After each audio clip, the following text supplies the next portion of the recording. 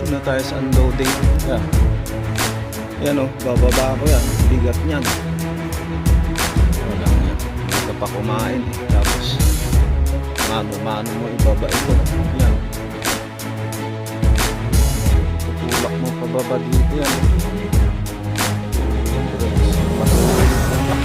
Pababa dyan. Talian, alalay.